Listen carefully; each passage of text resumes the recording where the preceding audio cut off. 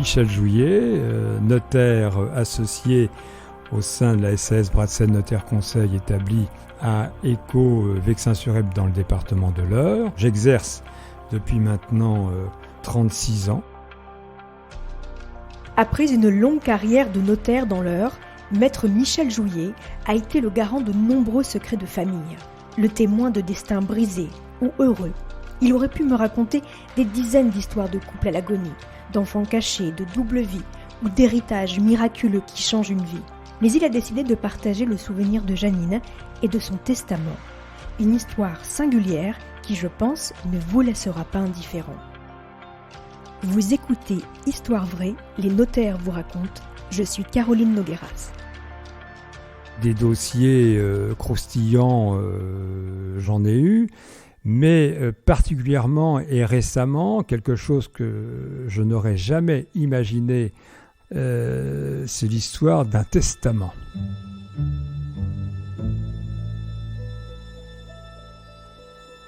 Mon histoire de testament, somme toute, elle est classique puisque, en l'occurrence, Janine vient me voir depuis quelque temps et m'entretient de soucis qu'elle rencontre avec une des filles qui s'est éloignée graduellement de sa mère.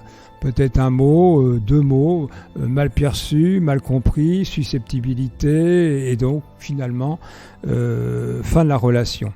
Et Janine s'en est trouvée donc quelque part meurtrie, extrêmement contrariée, parce qu'elle ne comprenait pas pourquoi une de ses filles lui tournait le dos. Janine a quel âge ? 90 ans, mais en pleine forme. Janine, finalement, demande le rendez-vous pour rédiger un testament, avec quand même insistance. Malgré toute la bonne volonté de ma collaboratrice, écoutez, je suis désolé, l'agenda de M. Jouillet est complet cette semaine, je vais le voir entre deux rendez-vous, je lui demandais ce qu'il peut faire. Bon, elle a à peine raccroché le téléphone d'avec Janine que quelqu'un appelle en disant, écoutez, j'avais rendez-vous demain avec M. Jouillet, c'est pas possible, j'ai un empêchement, Ma collaboratrice et hôtesse d'accueil, la balle au bon, rappelle Janine, écoutez, vous avez une chance, Janine, vous ne pouvez pas savoir, Maître Jouillet avait rendez-vous demain, il vient de s'annuler, il peut vous prendre demain matin à 10h. Si j'ai bien compris, vous ne souhaitez pas l'écrire, mais vous souhaitez que Maître Jouillet consigne vos instructions, ça s'appelle un testament authentique, donc il vous faut au moins un témoin, puisque Maître Jouillet, lui, a un témoin sur place. Aucun problème, demain matin, 10h, je suis dans vos bureaux.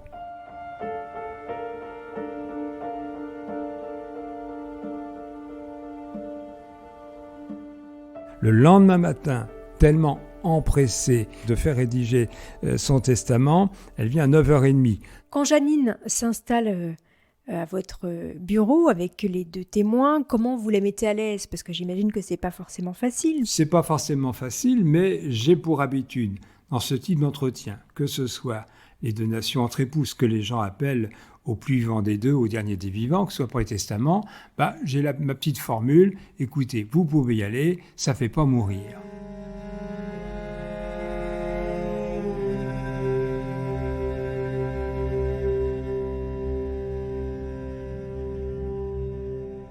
Je rentre donc en séance, Janine, flanquée des deux témoins, le notaire que je suis, la feuille blanche, le cadre pour rédiger le testament authentique. Et j'écoute Janine.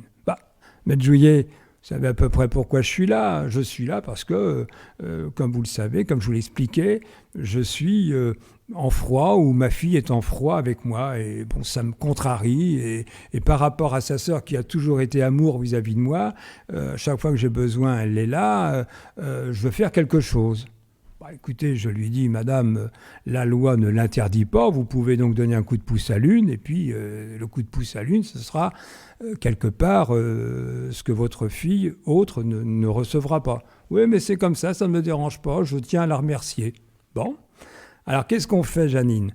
Écoutez, voilà, j'ai de l'épargne de la banque, et cette épargne-là, je souhaite que ça revienne à mon autre fille qui m'est restée fidèle. Donc, je rédige le testament. Bon, écoutez Janine, c'est parfait, c'est bien ce que vous souhaitiez. Les témoins ont bien entendu vos instructions que j'ai consignées, que j'ai relues, tout le monde est d'accord, eh bien vous signez. Et enfin, émue, Janine signe le testament.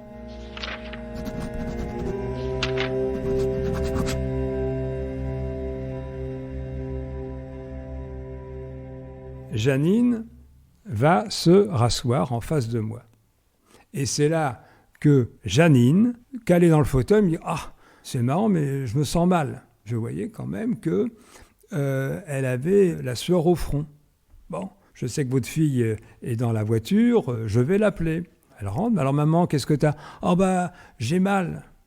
Comment ça t'as mal ? Bon bah écoute, je te ramène. Ah oui, mais là ça me fait vraiment mal. Donc toujours lucide, ça me fait vraiment mal, là, j'ai une douleur. Bon bah écoute, à ce moment-là, je te ramène pas à la maison, on va appeler les pompiers. J'appelle les pompiers. Et plus finalement les minutes passaient, plus ma Janine se sentait de moins en moins bien. J'ai mal. On installe Janine à l'extérieur, en plein air, mais tout en discutant avec sa fille. Bon, mais maman, tiens bon, t'inquiète pas. Bon, au bout quand même de 10 longues bonnes minutes, ma Janine, la tête à la renverse. Et les pompiers arrivent en même temps. Et puis commence l'exercice de massage cardiaque. Elle développait un infarctus.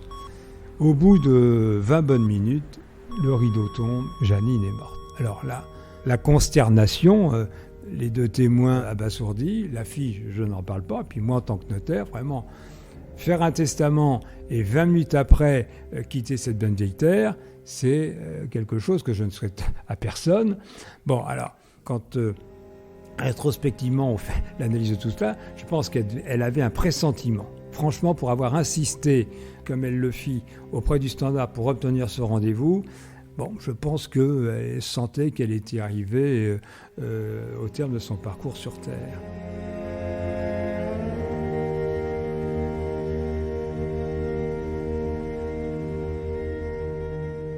Au travers de cette histoire singulière, quel message juridique vous aimeriez faire passer, maître ? Le message, c'est anticiper, prévoir soit le testament, soit la donation, mais enfin, le notaire est toujours de bons conseils. La conclusion, il faut toujours être dans l'anticipation et ne pas attendre le dernier moment.